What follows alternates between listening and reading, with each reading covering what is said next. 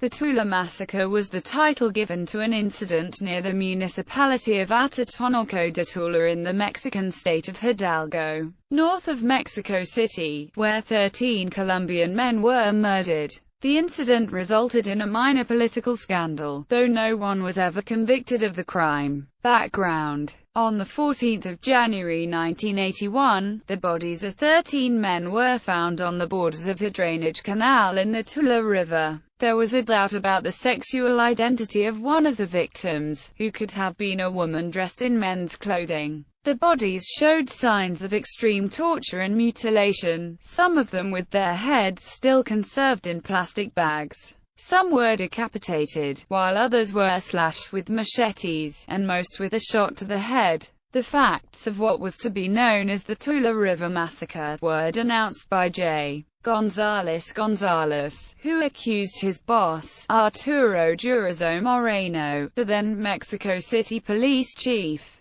of being the intellectual author of the ghastly crime. Moreno was the chief of police in Mexico City during the administration of his friend, President José López Portillo. The dead, apparently all Colombians, formed a band of criminals who were exploited by Moreno. Moreno allegedly hid them in jail and released him to rob banks repeatedly. It was said that Durazo decided to keep the loot and do away with the Colombians and their Mexican taxi driver, who also disappeared. Last seen in June 1981 by his mother. It was said that the group were held in secret jails and the La Castaneda psychiatric hospital tortured and murdered them, and then dumped them into a sewer in Mexico City. Their decomposed remains were later fished out of the Tula River by a Red Cross diving team. Moreno was considered to be corrupt, incompetent, and criminal. His friend, then President López Portillo, put up with it because they were childhood friends. Moreno fled Mexico in 1982 following the election of a new president and investigations into police corruption.